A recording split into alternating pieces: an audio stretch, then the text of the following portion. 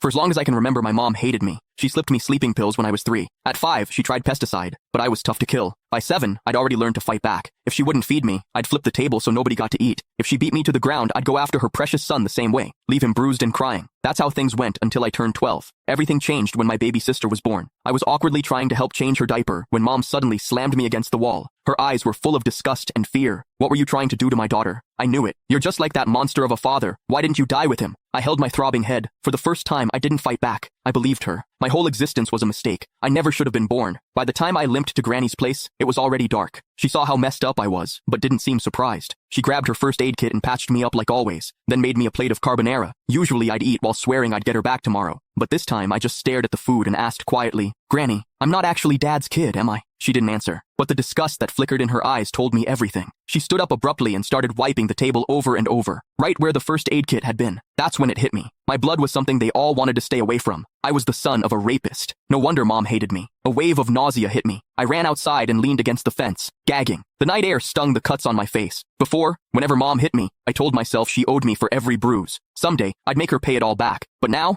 I couldn't even look her in the eye. I didn't stay at Granny's. She didn't come after me either. I just wandered the streets with nowhere to go. That's when I spotted a family outside a restaurant. They were celebrating someone's birthday, all smiles and laughter. The woman in the middle was probably the mom. She looked so happy that I instinctively stepped back. Last year, on Mom's birthday, she'd smiled just like that, until she saw me. The second I walked in, her smile vanished. Pure disgust replaced it. Back then, we had to write an essay called My Mother. I wrote that Mom was a heartless villain. My teacher dragged me to her office and lectured me for the whole period. I barely heard any of it. All I remembered was her saying, "No mother in this world would ever stop loving her child." I believed her. I saved up money from collecting recyclables and bought Mom a birthday cake. All I wanted was a hug, the same kind she gave my brother, Casper, but her cold expression felt like a knife to the heart. I felt like an idiot, standing there with that stupid cake. Anger took over. When no one was looking, I caught a couple of frogs from the garden and hid them in the cake. I can still remember her scream when they jumped out. Back then, I felt a twisted satisfaction. I thought she didn't deserve to be a mother. I thought she had it coming. But now I knew the truth. I was the one who didn't deserve anything. Just existing had hurt her. As I watched that mom smiling through the restaurant window, I made up my mind. This year, for Mom's birthday, I'd give her a present she'd actually be happy with, one that would set her free for good. I decided to die. Once that thought took hold, my steps felt lighter. I even started planning how to do it without causing trouble. Something clean, with no mess left behind. But before I could go through with it, a patrol officer spotted me and brought me home. Mom answered the door. As it shut behind us, I stared at the floor, unable to meet her eyes. Her voice cut through the air like ice. "Why didn't you just die out there?" I almost snapped back, but I bit my tongue. Still, I couldn't stop myself from asking, "What would you do if I really did die? Would she feel even a little sad? If you've got the guts, go ahead. I'd throw a party." She walked straight into my sibling's room and shut the door. I stood frozen in the living room. After a long time, you can find the full story in my bio. It's free.